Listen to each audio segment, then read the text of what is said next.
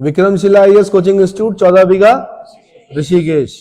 1857 का रिवोल्ट कर रहे हैं आज हम इतिहास में।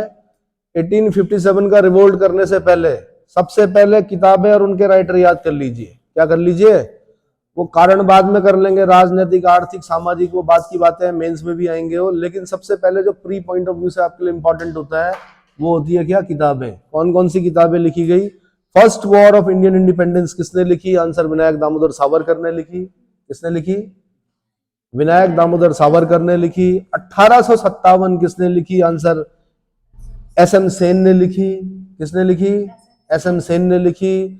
द सिपाही mutiny and the revolt of 1857 किसने लिखी? आंसर आरसी मजूमदार ने लिखी। साथ में एक क्वेश्चन छोड़ रहा हूं मैं आपके लिए, जैसे first war of Indian independence, इस पर पहले भी एक चर्चा हुई थी हमारी। कार्ल मार्क्स याद आ रहा होगा आपको। कार्ल मार्क्स ने क्या लिखी? आपने वो किताब निकाल के रखनी है। तब तक मैं ये बता रहा हूं कि first war of Indian independence Vinayak Damodar Savarkar. 1857 जो लिखी वो एसएम सेन ने लिखी। द सिपाही mutiny and the revolt of 1857 ये किसने लिखी? रमेश चंद्र मजूमदार, आरसी मजूमदार ने लिखी। Theories of the Indian mutiny ये लिखी एस बी चौधरी ने। किसने लिखी? क्वेश्चन ऐसे ही पूछेगा, theories of the Indian mutiny के लेखक कौन है? आपने बोलना है एस बी चौधरी। रिबेलियन 1857 किसने लिखी? आंसर पीसी जोशी ने लिखी। रिबेलियन 1857 किसने लिखी? पीसी जोशी ने लिखी। हिस्ट्री ऑफ इंडियन म्यूटिनी किसने लिखी? टीआर होम्स ने लिखी। वेरी वेरी इंपॉर्टेंट, इनका विचार भी पढ़ना है आगे चलकर आपने कि होम्स ने क्या कहा है 1857 के रिवोल्ट के बारे में। पर पहले याद कर लीजिए, हिस्ट्री ऑफ इंडियन म्यूटिनी किसने लिखी? आंसर टीआर होम्स ने लिखी। Recent writings on the revolt of 1857 ये किसने लिखी? के सेनगुप्त ने लिखी। के सेनगुप्त ने लिखी recent writings on the revolt of 1857। The great rebellion किसने लिखी? आंसर अशोक मेहता ने लिखी। The great rebellion Ashok Mehta ने लिखी। और आसबाब बगावत हिंद भारतीय भाषा में विद्रोह पर जो प्रथम पुस्तक लिखी गई वो सैयद अहमद खां द्वारा लिखी गई। कौन सी? आसबाब बगावत हिंद। आसबाब बगावत हिंद किसने लिखी? सैयद अहमद खां। ठीक है, उर्दू का प्रयोग किया गया है। और मैं आपको बता दूं कि उर्दू मुस्लिमों की भाषा नहीं है। ठीक है, मुस्लिमों ने उसको यूज किया, मतलब अरब से नहीं आई उर्दू। उर्दू को क्या बोलते हैं? हिंदवी बोलते हैं, जवान हिंदवी। रेख्ता भी बोलते हैं उर्दू को। क्या बोलते हैं? सैनिकों द्वारा प्रयोग की जाती थी ये मुगल काल में। किसके द्वारा? सैनिकों द्वारा प्रयोग की जाने वाली भाषा थी। शायद इसको टेंट लैंग्वेज बोलते हैं, कुछ ऐसा बोलते हैं। देख लीजिए एक बार उर्दू को।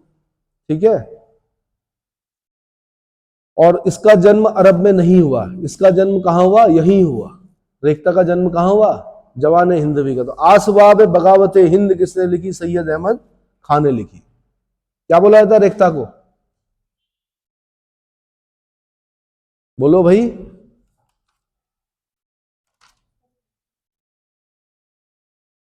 जल्दी बताओ। दूसरा काम आपने क्या करना है, 1857 का चैप्टर पढ़ने से पहले विद्रोह का स्वरूप लिखने के लिए आता है। एक मेंस का क्वेश्चन आता है कि विद्रोह का स्वरूप कैसा था 1857 के विद्रोह का। उसमें पहले याद कर लीजिए, कहानी बाद में पढ़िए, अंदर कारण वारण बाद में पढ़िए। पहले सबसे पहले क्या करना, विद्रोह का स्वरूप याद करना है आपने। यह सुनियोजित स्वतंत्रता संग्राम था। यह किसने कहा? विनायक दामोदर सावरकर ने कहा। क्या कहा?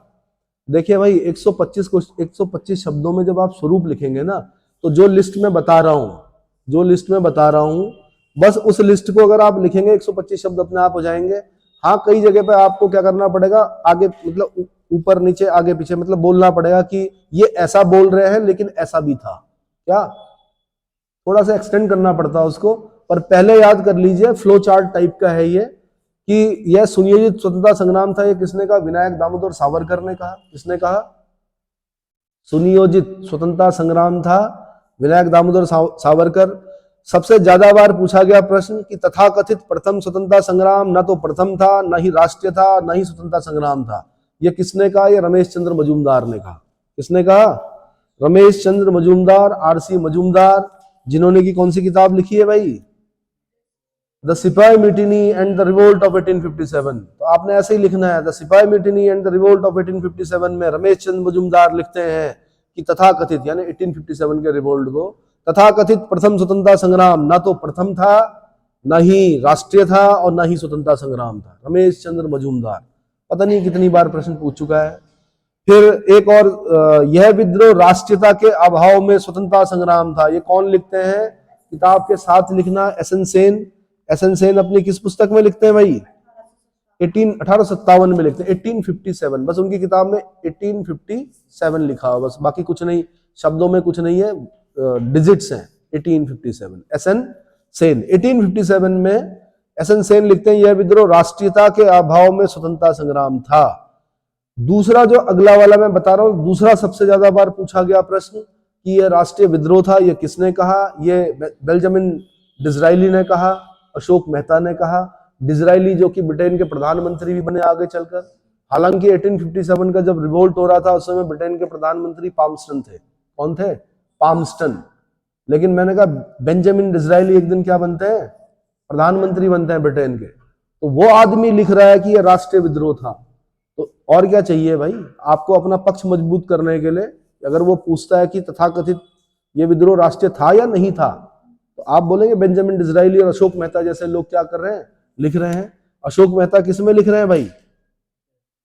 द ग्रेट रिबेलियन में लिख रहे हैं कि ये राष्ट्रीय विद्रोह था। क्लियर हो गया?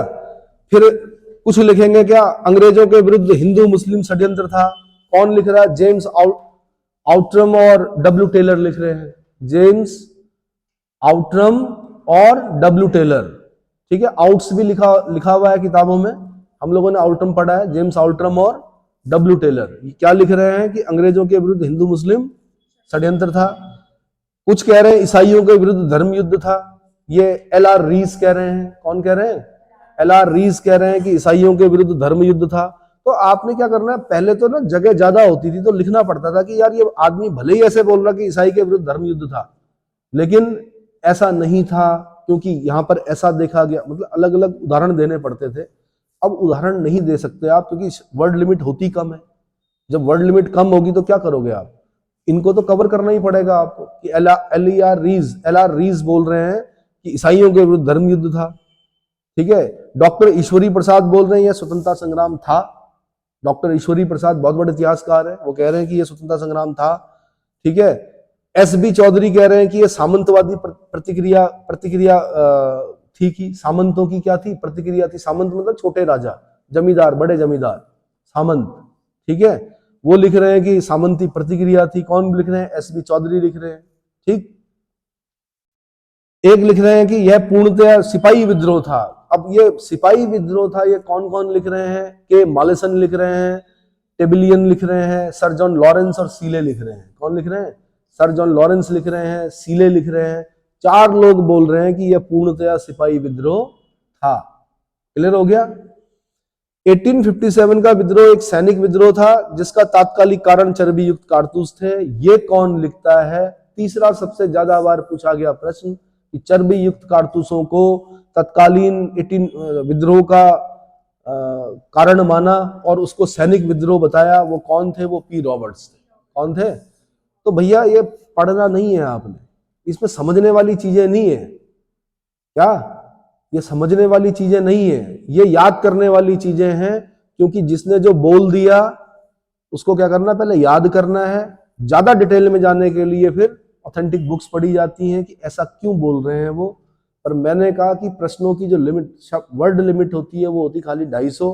पहले इसको याद करो, उसके बाद आप अपने तथ्य देना कि ये सही बोल रहे हैं या गलत बोल रहे हैं। इतना क्लियर हो गया? फिर प्रश्नों की प्रवृत्ति देखी जाती है। अगर प्रश्न पूछने वाला ये चाह रहा है आपसे कि आप उसको राष्ट्रीय विद्रोह प्रूव करें, तो आपको इनके उदाहरण देने पड़ेंगे। किसके? डिज़रायली के, अशोक मेहता के, साथ में कुछ अन्य देने पड़ेंगे कि राष्ट्रीय विद्रोह था। अगर वो बोलेंगे कि ये नहीं था, तब आपको फिर रमेश चंद्र मजूमदार के उससे सही से स्टार्ट करनी पड़ेगी। इसलिए प्री और मेंस दोनों पॉइंट ऑफ व्यू से क्या कीजिए, इनको याद कीजिए। तीसरा जो आपने काम करना है, पहले बॉक्सेस याद कर लीजिए। तीसरा काम आपने करना है कि 1857 का विद्रोह में कौन कौन नेता थे, कहां कहां से थे, कब शुरू हुआ, ये जो छोटे पेपर ग्रुप सी के पेपर होंगे या अन्य पेपर होंगे, वहां पर इस प्रकार के प्रश्न पूछे जाते हैं। यूपीएससी जल्दी से बहुत क्या ऐसे नहीं पूछती है कि कितनी तारीख को शुरू हुआ, ये नहीं पूछेगी कभी। क्या पूछेगी? कुछ अंदर का पूछती है, बट फिर भी क्रम पूछ सकती है। क्या पूछ सकती है? सीक्वेंस पूछ सकती है, पहले कहां, फिर कहां, फिर कहां, फिर कहां, ये पूछ सकती है। डेट नहीं पूछती जल्दी से यहाँ पर, ठीक है। लेकिन मैंने ग्रुप सी में आपसे डेट भी पूछा दिल्ली में कब हुआ भाई? 11 मई 1857 को। 10 मई को वो मेरठ में हुआ, मेरठ से चल दिए वो, 11 मई को वहां पहुंच गए। वहां पे बहादुर शाह जफर थे लाल किले में। बहादुर शाह जफर 80 पार कर चुके थे। उन्हें कहा आप हमारे नेता बनो, आप हमारे राजा हो। बहादुर शाह ने पहले मना किया, बाद में फिर वो भी जोश में आए। ठीक है भाई, मैं राजा आपका मुगल बादशाह हूं, लेकिन जो सेनापति है मेरा वो बख्त खां होगा, वो देखेगा, ठीक है। फिर उसका खामियाजा भी भुगतना पड़ा। बहादुर शाह जफर के लड़कों को गोली मार दी गई, उनको लाल किले से भगा दिया गया। उसके बाद बहादुर शाह जफर को कहां पर कैद किया गया, ये भी क्वेश्चन बना। हुमायूं के मकबरे में कैद किया गया। बहादुर शाह जफर को कहां भेजा गया, रंगून, ये भी क्वेश्चन बना। किस मुगल बादशाह की समाधि क्या खाली है आज भी, मतलब कब्र जो है खाली है हिंदुस्तान में, बहादुर शाह जफर, क्योंकि उसको वहीं दफना दिया गया। कहां? रंगून में। जफर उपनाम से कौन कविताएं किया करता था? आंसर बहादुर शाह जफर, है ना। असदुल्ला खां गालिब भी जाया करता था उसके दरबार में, ठीक। तो दिल्ली में कौन भाई? बहादुर शाह जफर और बख्त खां। बहादुर शाह जफर और बख्त खां 11 मई 1857 को हुआ यहाँ पर। फिर ज्यादा जो पूछ रहा है आजकल वो ये पूछ रहा है किसने कुचला इस विद्रोह को, तो आंसर निकलसन और हडसन। निकलसन और हडसन। आपसे ये भी क्वेश्चन पूछेगा बहादुर शाह जफर को किसने कैद किया, ठीक है, तो शायद हडसन ने किया। चेक कर लेना एक बार किसने कैद किया था, ठीक है। समर्पण का दिन 20 सितंबर 1857। मई से जून, जुलाई, अगस्त, सितंबर, 20 सितंबर को जफर पकड़ा गया, रंगून निर्वासित कर दिया गया। अंतिम मुगल बादशाह बहादुर शाह जफर। क्या है? अंतिम मुगल बादशाह कौन है? बहादुर शाह जफर। हडसन ने किया था गिरफ्तार, ये भी क्वेश्चन बना। यूपी का पेपर दो ना आप, यूपी बताता है आपसे कि प्रश्नों की प्रवृत्ति क्या होती है। यूपी के पेपर देते रहोगे, उत्तराखंड में भी ठीक है, धीरे धीरे लेवल बढ़ रहा है और बढ़ेगा अभी आगे चलकर। वो एक आसमानी किताब से नहीं निकलने वाला आपका पेपर, जिसमें सब कुछ है। क्या? इतिहास भी, भूगोल भी, संविधान भी, सब उसमें क्या समाहित है, करंट भी, सब उनसे नहीं निकलेगा। आने वाले समय में आपको डिटेल पढ़ना पड़ेगा, और खासकर मेंस आपका एक सिंगल बुक से नहीं निकल सकता। किस्मत से आपका एक प्री निकल सकता है, लेकिन मेंस नहीं निकलेगा। मेंस के लिए आपको डिटेल पढ़ना ही पड़ेगा। क्लियर हो गया? कानपुर में कौन थे भाई? नाना साहब थे, तात्या तोपे थे। कौन थे? नाना साहब थे, तात्या तोपे थे। 5 जून 1857 को रिवोल्ट शुरू हुआ। यहां पर विद्रोह को किसने कुचला? कॉलिन कैम्पबेल ने और हैवलॉक ने। कॉलिन कैम्पबेल ने और हैवलॉक ने, ठीक है। अभी इनके तो निधन भी पढ़ने पड़ेंगे आपको। कौन कौन ये अंग्रेज अधिकारी जो थे, ये वीरगति वर्ड यूज नहीं करूंगा मैं, मतलब मारे गए विद्रोह को कुचलने में। वीरगति हम अपने लोगों के लिए यूज करेंगे कि जो जैसे झांसी की रानी वीरगति को प्राप्त हुई, जैसे कुंवर सिंह वीरगति को प्राप्त हुए, उनके लिए लिखना है आपने मारे गए। इनके लिए अब आप बोलोगे यार बड़ा भेदभाव कर रहे हो, तो करना पड़ता है, राष्ट्रीयता का ध्यान रखना पड़ता है, ठीक है। तो कॉलिन कैम्पबेल और हैवलॉक ये कहां पर थे भाई? कानपुर में थे, है ना। बिठूर जो जगह का नाम है वो क्या है? बिठूर के नाना साहब, ये उन्हीं पेशवाओं के वंशज हैं। इन पेशवाओं के वो 7 पेशवा पढ़े थे हमने, उसी में गोद लिए हुए कुछ ऐसे करके चलता है। उसमें बोलते भी नाना साहब से कि भाई समझौता जो था वो तुम्हारे पिताजी से था, तुम्हें पेंशन क्यों दें हम, तुम तो वैसे भी दत्तक पुत्र हो, क्या हो, जो समझौता हुआ था वो पिताजी से हुआ था, तुमसे नहीं हुआ था, तुम्हें किस बात की पेंशन, है ना।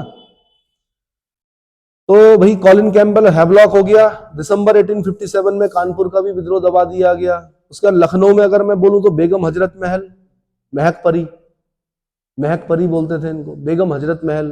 किसकी विधवा थी ये थी अंतिम अवध के अंतिम नवाब वाजिद अली शाह अख्तर पिया की विधवा थी। वाजिद अली शाह अख्तर पिया को डलहौजी ने कुशासन का आरोप लगाया, अवध को कैप्चर कर लिया, ब्रिटिश साम्राज्य में मिला लिया, है ना। काफी मिन्नतें की किसने, अवध के नवाब वाजिद अली शाह अख्तर पिया ने, कि भाई मत करो। उन्होंने कहा नो, बैड गवर्नेंस। डलहौजी ने कहा बैड गवर्नेंस, ब्रिटिश साम्राज्य में क्या कर दिया, मिला दिया। तो उसकी तो मृत्यु हो गई। बेगम हजरत महल ने लखनऊ से क्या किया, संभाला। बिरजीज कादिर लड़का था इसका, किसका, बेगम हजरत महल का, है ना। लखनऊ गोमती नदी के किनारे है। किसके किनारे है, अभी जाना लखनऊ, मिलना योगी जी से हमारे, ठीक है। हवा में वो मिलेगा आपको, वहां पर भूल भुलैया मिलेगी लखनऊ में। क्या मिलेगी, जब आप लखनऊ जाओगे तो भूल भुलैया, गए हो, बड़ा इमाम बाड़ा, है ना।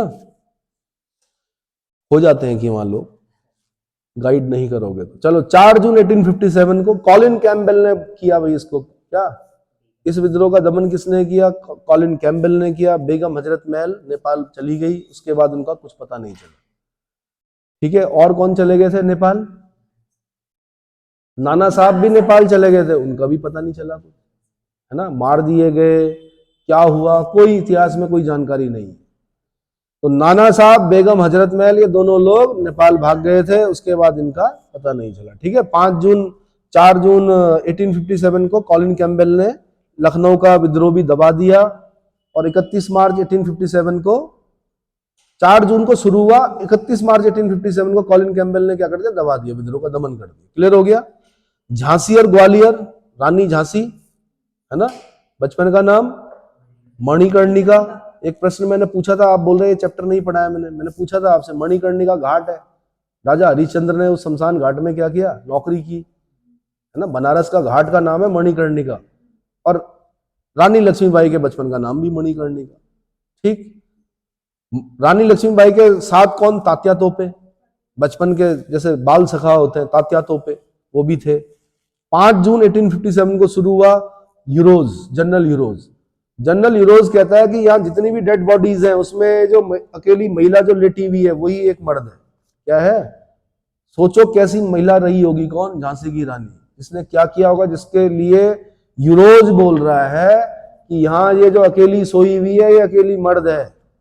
मतलब इतनी दमदार रहे होंगे, क्या रहे होंगे। अरे भाई पहले तो घोड़े पे बैठ के लड़ने जाना तलवारों के साथ, दूसरे में साथ में अपना एक बच्चा भी बांधना, क्या करना, बच्चा बांध के घोड़े पर जाना, लड़ना। सोचो क्या बात रही होगी। खाली झांसी की रानी बोलने से नहीं होगा, उनके बारे में पूरा पढ़िए तो पता चलेगा आपको। जनरल यूरोज, 17 जून 1858 को क्या हो गया, विद्रोह का दमन कर दिया गया। फिर आपने जगदीशपुर, कुंवर सिंह, काफी बड़ी उम्र के थे ये, जमींदार थे, तोते उड़ा दिए इन्होंने अंग्रेजों के। क्या उड़ा दिए, अब ऐसे मत सोचना सच में उड़ा दिए, मतलब आफत आ गई अंग्रेजों के कि ये आदमी है कौन, कौन, कुंवर सिंह के बारे में बोला जाता है। साथ में उनके अमर सिंह भी थे। 12 जून 1857 को उन्होंने जगदीशपुर, आरा के थे मेरे ख्याल से ना, बिहार आरा के जागीरदार थे। मेजर विलियम टेलर ने क्या किया, विद्रोह का दमन किया। दिसंबर 1858 तक विद्रोह का दमन किया जा सका। फैजाबाद में कौन थे, अब क्या हो रहा कि दिल्ली विल्ली पता है उनको कि आप याद कर लोगे, अब ऐसे क्वेश्चन पूछता है फैजाबाद। अयोध्या जो था वो पहले फैजाबाद डिस्ट्रिक्ट में पड़ता था, किसमें, अब अयोध्या क्या खुद अपने आप में डिस्ट्रिक्ट है। अयोध्या सरयू नदी के किनारे है। अयोध्या का पुराना नाम साकेत है, क्या है, साकेत है। तो पहले बोलते थे हम फैजाबाद डिस्ट्रिक्ट, अब वो अपना आप में अलग डिस्ट्रिक्ट है, फैजाबाद अलग है। तो फैजाबाद में कौन भाई, मौलवी अहमदुल्ला, मौलवी अहमदुल्ला। जून 1857 जनरल रेनॉल्ड ने इस विद्रोह का दमन किया। किसने, जनरल रेनॉल्ड ने इस विद्रोह का दमन किया 5 जून 1858 ईस्वी में। उसके बाद इलाहाबाद, कौन, लियाकत अली, इलाहाबाद से कौन, लियाकत अली। जून 1857, जून, अब लियाकत अली ये वो वाला नहीं है, अब ये मत सोचना कि बाद में पाकिस्तान का प्रधानमंत्री बनता है, ये दूसरे लियाकत अली है। एक लियाकत अली कौन है, पाकिस्तान का पहला प्रधानमंत्री। वाइफ कहाँ की है, कुमाऊं की है, कौन, आयरिन पंत, इसीलिए मदर ऑफ पाकिस्तान कहा जाता है। पाकिस्तान की मम्मी उत्तराखंड की है, कहाँ की, हाँ ननिहाल है उनका, पाकिस्तानियों का। आयरिन पंत याद रहेगा, ठीक है। तो लियाकत अली, जून 1857। कर्नल नील ने इसका क्या किया, दमन किया। कहाँ का, इलाहाबाद का। प्रयागराज बोलना है अब आपने, इलाहाबाद को क्या बोलना है, प्रयागराज। गंगा यमुना सरस्वती का संगम होता है। 1858 ईस्वी में दमन कर दिया गया। बरेली में कौन थे? खान बहादुर खान थे, खान बहादुर खान। बरेली, पुराना नाम अहिछित्र, पुराना नाम अहिछित्र। अहिछित्र और काम्पिल्य ये दो जगह ऐसी हैं जो पांचाल महाजनपद की राजधानी थी कभी। पांचाली यहीं की थी। कौन पांचाली? द्रौपदी, द्रुपद की पुत्री, ठीक है, बरेली। तो खान बहादुर खान, जून 1857। किसने दमन किया? विंसेंट आयर ने किया। किसने किया? 1858 में कर दिया। असम में भी थे एक मनीराम दत्त। असम का पुराना नाम कामरूप है। क्या नाम है? कामरूप। कामाख्या देवी का मंदिर है कहां पर? असम में। फुकन कास्ट होती है यहाँ पर अधिकतर, जो कास्ट मिलेगी आपको, क्योंकि यहाँ पर एक विद्रोह पढ़ते हैं हम। भाग्येश्वरी देवी फुकन विद्रोह की नेता थी। क्या थी? ढूंढिए, भाग्येश्वरी देवी फुकन किस विद्रोह की नेता थी? असम में। पर फिलहाल पहले असम में मनीराम दत्त याद रखना आपने। क्या याद रखना है? मनीराम दत्त, ठीक है भाई। तो ये है भाई। बाकी आपने ये याद रखना कि 1857 के विद्रोह के समय गवर्नर जनरल कौन थे? लॉर्ड कैनिंग थे। कौन था? Lord Canning. डलहौजी ने इतना बड़ा साम्राज्य स्थापित कर दिया था इस देश के अंदर, जिस आइलैंड से वो आया था उसका कई गुना बड़ा साम्राज्य यहां पर बना दिया था उसने। कैनिंग आते ही समझ गया था, उसने पहले ही बोल दिया था आसमान में एक छोटी सी बदली होगी जिसका आकार धीरे धीरे बड़ा होगा और इतना बड़ा होगा जो हमारे विनाश का कारण बनेगा। मतलब कैनिंग ने पहले ही भविष्यवाणी कर दी थी कुछ होने वाला है इस देश में। LIU रहती होगी उस जमाने में भी, है ना? क्यों भाई? गवर्नर जनरल था, उसको सूचना मिलती होगी तो उसको पता चल गया था कि कुछ होने वाला है, पर क्या होने वाला ये नहीं था पता, है ना? तो आपने बचपन में पढ़ा होगा कि रोटी और कमल लेके जाते थे लोग, दिखाते थे गांव गांव में जाकर। बीजेपी वाले नहीं थे वो कमल वाले। कमल निशान होता है क्रांति का। किसका?